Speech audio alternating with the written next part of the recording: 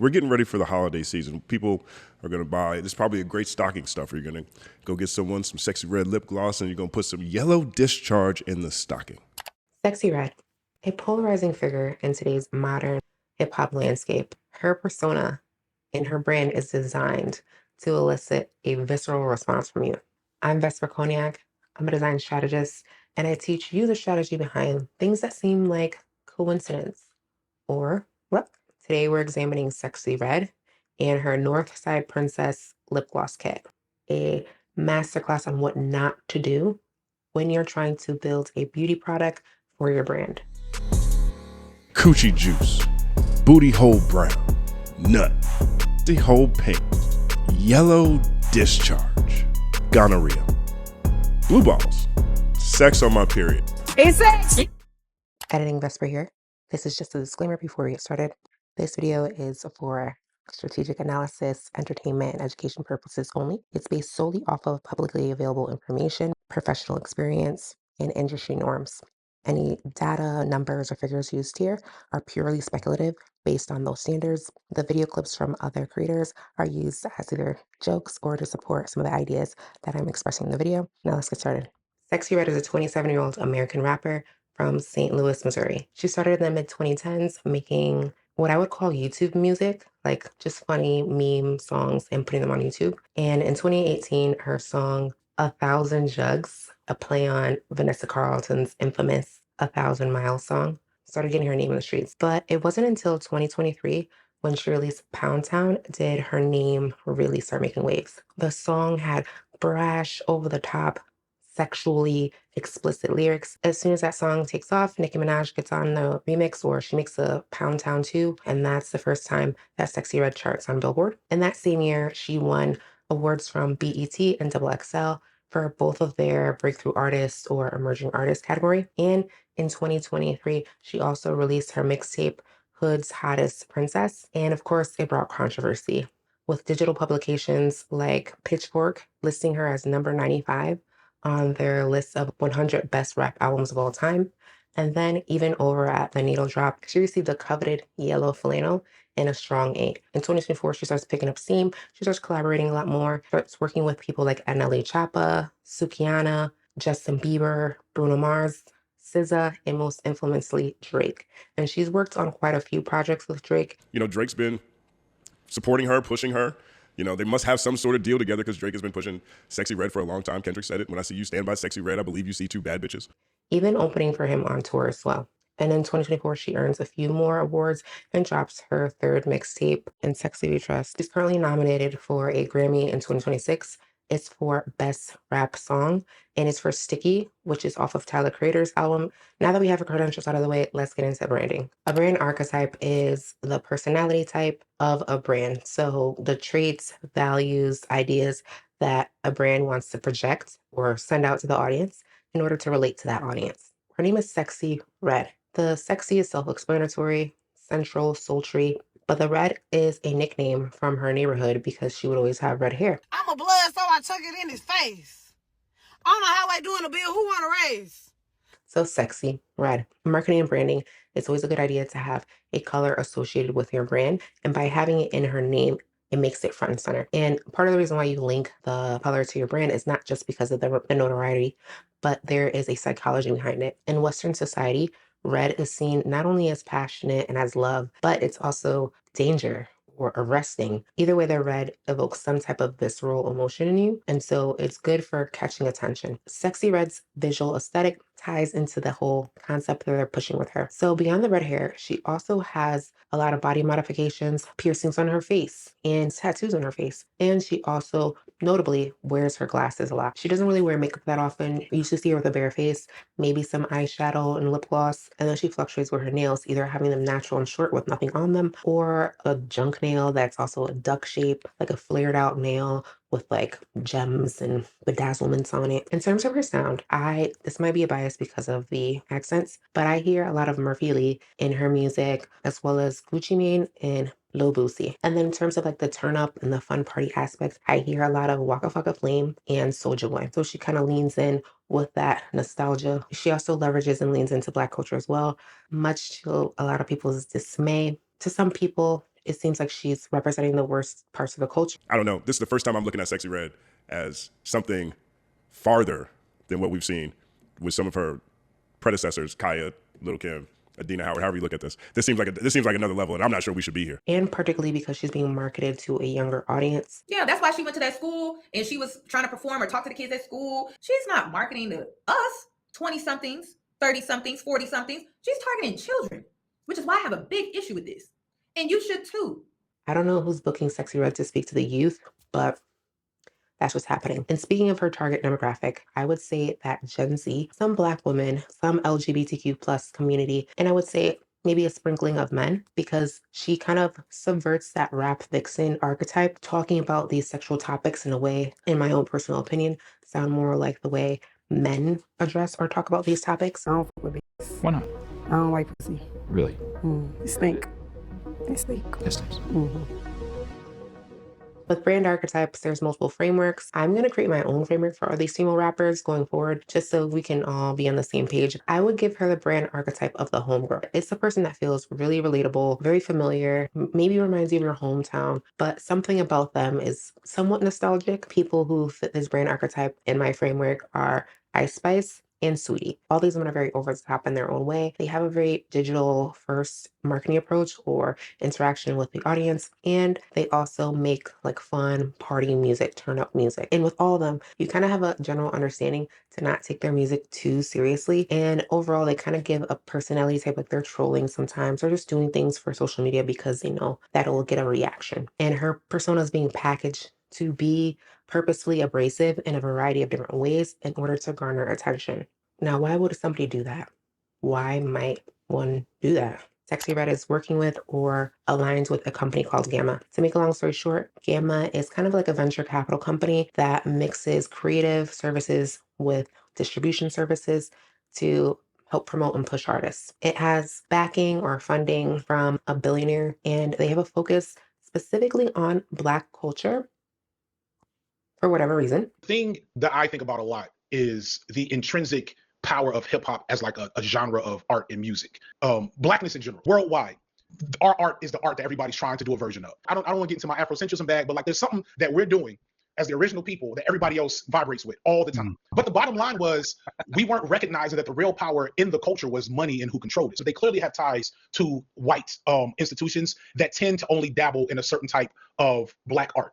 Black art that's really loved by white people. It's a Black art that's very amenable to crossover status. A goal of a company like this is to build up an artist very quickly and expand their brand ecosystems. Brand ecosystem is all the products and services that a brand owns or has, and also how their fans or their customers interact with those elements. Their goal is to get her music out, get her on shows, get her interviews, and then move on to product. As I was putting together this video, I came across or ended up watching one of Wayno's videos, and he was able to explain the concept that I'm talking about in a more tangible way. He has decades of experience in the music industry and the media apparatus. So we're going to take a quick look at his video, and then we're going to get back to the analysis. When you sign these record deals, and this is for all y'all up and coming artists, man, you know, I know y'all been told not to read because we know that creativity is one of the driving forces for finance right now. You feel me? And when you sign these contracts, they're going to ask for a lot of things. They're going to ask for ancillary. Which ancillary? What is that? Oh, guess what? If you're working with New Balance and they just love everything that it is that you do, and New Balance is like, yo, you've been rocking our brand. We've been messing with you. We want to do a collab deal. We want to put you in all of our clothes while you on the roll. We want to pay, you know what I mean? We want to give you tour support, all of that. Guess what? If you give up your ancillary, now the label got to cut of that. If you make a sneaker, I'm saying you make a sneaker and your sneaker sells $1 million, right? They get a piece of that. And keep in mind, when they get a piece of your ancillary income, it doesn't count to your recoupable balance. So let's say you took a deal for $2.5 million and you got all this money and now your music may not be selling, but your merch is. Even if your merch is selling and they getting a piece of it, or your shows is going and they getting a piece of that, it's still not counting to the balance of your music. They are still giving out these deals today. All right, so now that we've watched this video, we understand what the point is, like why a company would want to build out all these extensions for an artist, because theoretically, they themselves would be making money off of it or taking a cut of the artist. Again, we don't know anybody's specific contracts, but it's just the general idea. So let's get back to it. When it comes to female celebrities, it's beauty. Beauty is a industry that has substantially high margins, well over 60% for luxury brands. They're trying to expand her brand and they're thinking about building a beauty product. What will be the most logical thing? they decide to launch a lip gloss line. The lip gloss line is called Northside Princess Lip Gloss Kit. It is a packaged limited edition set of 8 shimmery, glittery lip glosses in different shades for the price of $100. In terms of marketing this, they had her have interviews with Billboard and other publications where she talked about the lip glosses. Sexy selling Northside Princess makeup and this sexy gloss. So we're gonna talk through all these sexy. What was the inspiration behind the gloss? I love lip gloss and it makes me feel like a baddie when I put it on. So I'm like, I want to make everybody else feel cute. And then I started it way before this rap shit. I been had the lip gloss going, you know what I'm saying? Been doing this shit, St. Louis. So cool. I got a white kind that look like nut on your lips. I got a pink kind called pink. I got a yellow kind with yellow glitter and gold glitter called yellow discharge. I got a green one for gonorrhea. So gonorrhea is green, it's cute. Shine real good on your lips. What a great lineup. You also just landed in Billboard's Female Rappers ranking for 2024. You were number 4 out of the top 10. How does that make you feel? It makes me feel great that I'm on the list. Shout out to all ladies on the list. We best, period. Well, shout out to everybody, but shout out to the ladies on the list. They may have also used influencer marketing, contracted these influencers to talk about the product and pay them a fee. She was even on Kai Cenat. Yeah! Sexy is here. That's okay. Possibly some seating, which is where the brand sends a product to somebody for free, but they also give them some talking notes too, or some things to say. And I think they chose Shark Marketing thinking that they were going to get more notoriety and buzz on this product. The product we've been waiting for. This one was all over my Twitter feed this past week, and I, like, even non-makeup Twitter was talking about this. So if Sexyy Red wanted people to talk about her lip glosses, she definitely did that. But did she entice people to buy? I don't think so. I'm sure somebody will buy it, but absolutely freaking not for me. It seems like its entire selling point is the gimmicky name, and loosely that it's tied to Sexyy Red, but mainly as like a shock value or gag. I'm going to take a look at what some people's thoughts were on the packaging and then the product itself. So we're gonna go ahead and review these. These sound super disgusting, so yeah, I wouldn't want any of this near or on my mouth. So yeah, I'm gonna go ahead and open it. Packaging is cool. Like, it's just, you know, packaging. It reminds me like something that, some type of packaging that you would see in like Marshalls or Burlington when you go in and you see all their cool like lip gloss or overflow kind of stuff. So let's go ahead and open it up. It does have like a clear divider for the gloss there. It reminds me of somebody who does like a lip tint and then kind of wipes the lip tint off, which leaves a little bit of color, and then you kind of put gloss on top. Overall, this one I would give it an 8 out of 10 as well. I'm not gonna lie, for $88 you would think you get a little bit better packaging. I mean, like the glosses themselves, they're kind of cute. I like the little diamonds, but it's like, girl, and would you look at that? It's just a normal like hair store lip gloss for $88. I'm talking shit, but like it's actually a really good lip gloss. It's not sticky, the shine is crazy, the glitter is really pretty. Sex on my period. I like that this one does, like, the color does kind of shine through on this one. Basic lip gloss. Buy them if you want. They're expensive. You can find these exact lip glosses at the hair store. I'm just letting you know. Now the packaging, what's it giving, y'all? Keep it real. Keep it real. Claire's, yes. Box set at Marshall's, yes. $100! Here she is in all her glory. Come on, you guys. Look at this packaging close up. Look at this. Giving to y'all Dollar General, Five Below. The negative is everyone that I opened squirted out so much product. And yes, we love a squirter, just not our lip gloss. You should not have to spend $100 to buy these lip glosses. I think that price is absolutely ridiculous. Formula is definitely Jeffree Star approved. Is the entire experience, packaging, applicator, everything, and price approved? Absolutely not. Overall, people are saying that the packaging looks kind of cheap. It looks like Marshalls. It looks like Hood Hair Store. The experience with the gloss is, you know, average. It's pretty, but there's nothing truly impactful or innovative about the product. It doesn't really scream luxury or special. There's a mismatch of perceived value here. Let's break down what they actually did. The goals of these types of companies and ventures is to get a lot of money up front as quickly as possible. That is why I believe they packaged all of them together as one unit to create what is called a higher average order value. Anytime somebody makes a purchase at the regular price, that's immediately a purchase of $100. That's not refundable. There would be less SKUs to manage and maintain. SKUs are stock keeping units. It is what businesses and companies use to measure and keep track of their inventory. When they only have one product that they're selling versus 8 individual lip glosses, it's a lot easier on the logistics and reduces the cost. In terms of production, this is pretty much a stock box. It's called a flat carton. There's a thing called a die line, which is a template, and you put your design on the template, you send it to the printer, and then they also have a matching die, which is like a metal blade or stamp stencil. They print it out and then they cut the box for you. In terms of the lip gloss packaging, it looks like something that could be bulk bought, maybe AliExpress, but it seems to be stock components. Also, all the lip glosses are the exact same flavor, so that reduces the cost as well. Kind of is at a mismatch with the $100 price point here. For an artist the size of Sexyy Red, a minimum order quantity, or MOQ, would be roughly around 5,000 units. So we're talking about 5,000 boxes of lip glosses, not 5,000 tubes. Overall, including everything from the production of the lip gloss formula, the tubes, the printing of the packages, as well as the shipping and the logistics, it's roughly between $15 and $23 costs of goods. So the baseline cost of the materials to make them, you're getting 80% roughly profit before any type of cuts or splits. And it kind of underscores the fact that they chose the cheapest methods of production, but this overall current profit margin at the $100 price point aligns with most influencer brands or celebrity brands. This is all for profit up front. If it's still limited edition after a year plus, and the only hype was when you really first launched it, I don't really see the purpose of this. This is when a design strategist could have come in here, because my role doesn't only entail like business analysis and things like that, but I take into the account the human impact. Their team did not understand fully that beauty is aspirational. There's a book by Jonah Berger called Invisible Influence, and it's all about group dynamics and the subconscious factors that go into our decision making day to day. People look at other groups of people to see what's acceptable, to see what's the norm and what's standard. People also want to be different, but just different enough as to not fully stand out and be abrasive and still be part of the inner collective. When I was doing research, I saw so many people in Reddit threads asking, did anybody actually purchase this? What are your thoughts on this? And these were being asked, months after the initial launch. And most people use the example, what color lip gloss is that? That communal aspect of beauty is inherent. The sharing, the viewing, the spectacle. And we also purchase things that project the identity that we want to have. Whenever somebody's buying a beauty product from a celebrity, it's because subconsciously they relate that item to the celebrity. So for instance, with Fenty Beauty, they relate it to Rihanna in her over-the-type, some might say ratchet, personality. That's a desirable thing. With the Kylie Jenner lip kits back then, they all wanted to have these full lips that they assumed were from using her lip kits. So there's an aspiration there when it comes to beauty.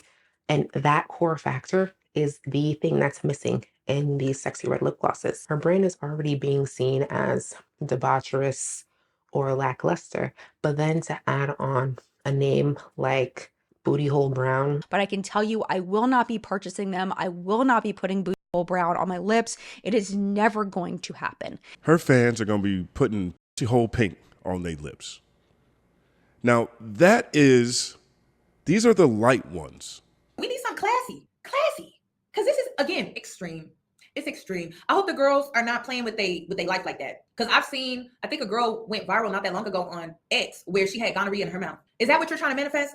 Because you can't be the type of girl where you creating a vision board, you doing words of affirmation, you praying to God, and then you putting gonorrhea on your lips. That's crazy. I hope you're not doing that because your belief system is conflicted. Nobody aspires to have them. Nobody aspires to be aligned with this idea of these lip glosses. And if you have a product where nobody wants to recommend the product or say the product name, that inherently defeats the purpose. It's literally just a meme and a joke. And that would be fine if the price point reflected that. People who would want to purchase this either want to purchase a single item to see if they like it, or they would purchase the whole set as like a gag gift or a joke. Obviously, they can't change the shade names. Obviously, they're not going to take things out of the package and repackage them. The only viable solution I could see personally is them permanently reducing the price. But I'm curious to hear what your thoughts are. Do you think this is an interesting product?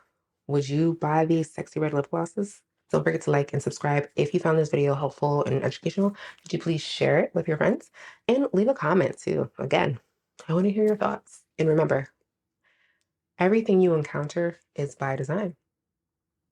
So until next time, I'm Vester Cognac.